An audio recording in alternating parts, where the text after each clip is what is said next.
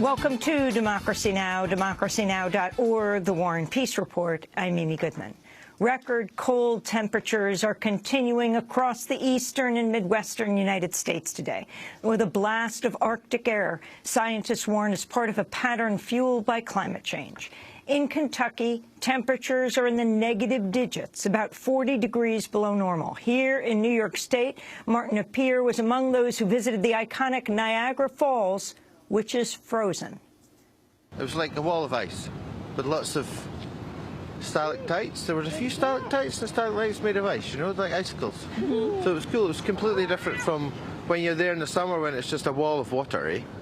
So it was a wall of ice.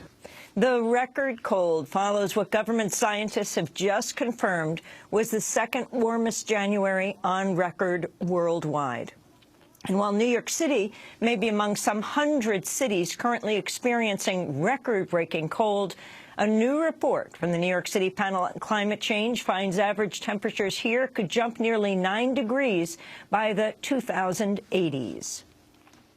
The White House has wrapped up a three-day conference on militant extremism.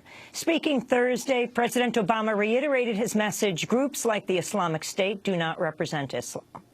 At the same time, we must acknowledge that groups like al-Qaeda and ISIL are deliberately targeting their propaganda to Muslim communities, particularly Muslim youth. Now, Muslim communities, including scholars and clerics, therefore have a responsibility to push back, not just on twisted interpretations of Islam, but also on the lie that we are somehow engaged in a clash of civilizations, that America and the West are somehow at war with Islam, or seek to suppress Muslims, or that we are the cause of every ill in the Middle East.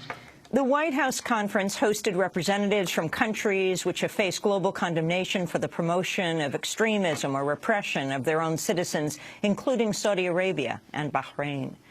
In Somalia, at least 20 people have been killed, including several members of parliament, after militants set off explosions and opened fire at a hotel in the capital, Mogadishu. The militant group al-Shabaab has claimed responsibility for the attack on the Central Hotel, saying they were targeting government officials. European finance ministers are meeting today in Brussels for key talks on the financial future of Greece. On Thursday, Greece formally requested a 6-month extension of its current loan deal, without making a firm commitment to the deep austerity cuts dictated under its international bailout. But German economy minister Sigmar Gabriel rejected the request. We've recently received an offer from the Greek government, which has been made to all the EU member states, as well as the Eurogroup, in which Greece, for the first time, accepts that without reforms, there will be no European financial aid. That is a beginning. But we also have to say that this offer is insufficient because it lacks all specific measures in Greece. And that cannot happen. We cannot make it easier in Greece on the shoulders of German and European taxpayers. Over the next few days, especially tomorrow, we need to negotiate further to find an agreement on specific measures. A new investigation by The Intercept reveals the National Security Agency and its British counterpart, GCHQ, hacked into the internal computer network of the largest manufacturer of SIM cards in the world, stealing encryption keys used to protect the privacy of cell phone communications. The secret operation targeted the Dutch company Gemalto, whose clients include AT&T, T-Mobile, Verizon, Sprint, and some 450 wireless network providers around the world. We'll have more on that story later in the broadcast.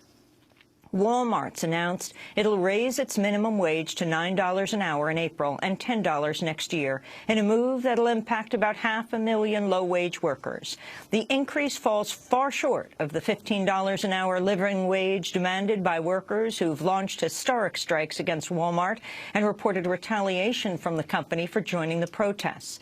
A 2012 analysis found the 6 heirs to the Walmart fortune have as much wealth as the bottom 40% of the United States combined.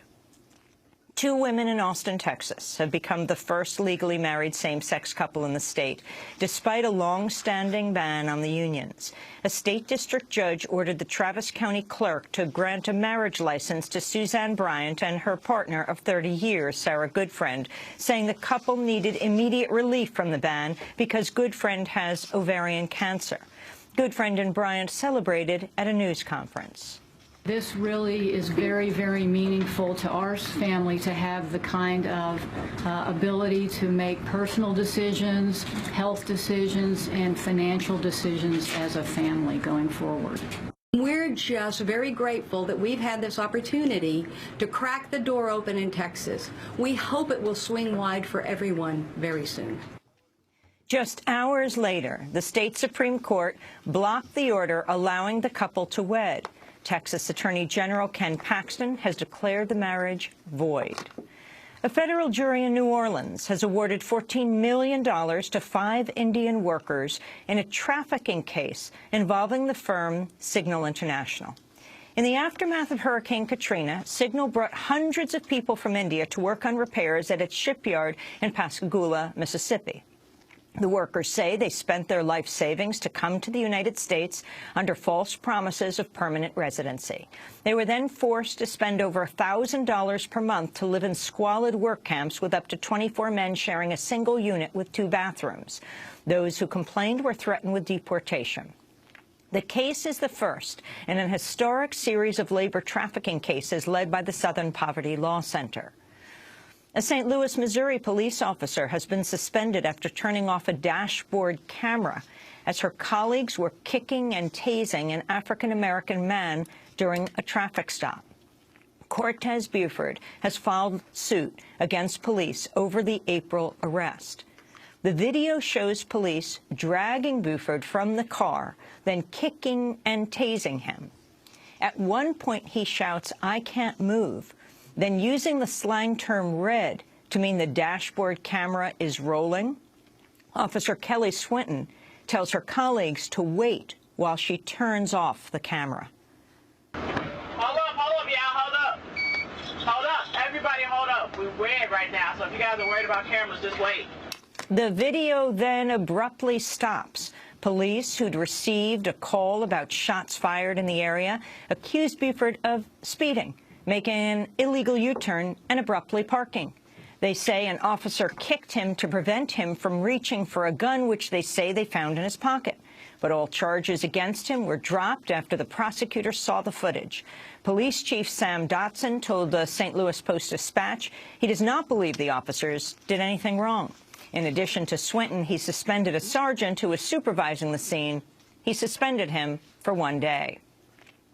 Former Florida governor and likely Republican presidential candidate Jeb Bush has drawn criticism for choosing his slate of foreign policy advisors directly from the presidential administrations of his father and brother. Of the 21 names on the list, 19 worked for George W. Bush or George H.W. Bush or both. The list includes 2 of George W. Bush's Secretaries of Homeland Security, Tom Ridge and Michael Chertoff, and 2 of his former CIA directors, Porter Goss and Michael Hayden. Other key figures tapped from his brother's administration include John Negroponte, who served as ambassador to Iraq and the first director of national intelligence, Paul Wolfowitz, a key architect of the 2003 Iraq War, and George W. Bush's national security advisor, Stephen Hadley. All 3 worked for both presidents. But speaking Wednesday, Jeb Bush said he's his own man. Look, just for the record, one more time, I love my brother. I love my dad. I actually love my mother as well. I hope that's okay. And I admire their service to the nation and the difficult decisions that they had to make. But I'm my own man, and my views are shaped by my own thinking and my own experiences. Another name on Jeb Bush's list of advisors is former Assistant Secretary of State Roger Noriega, a key figure in the overthrow of Haitian President Jean-Bertrand Aristide under President George W. Bush. Meanwhile, Hillary Clinton, seen as the likely Democratic frontrunner for president, has come under fire from environmental groups after it was revealed her nonprofit foundation has received millions in donations from fossil fuel companies, the governments of Saudi Arabia and Qatar, and a Canadian governmental agency.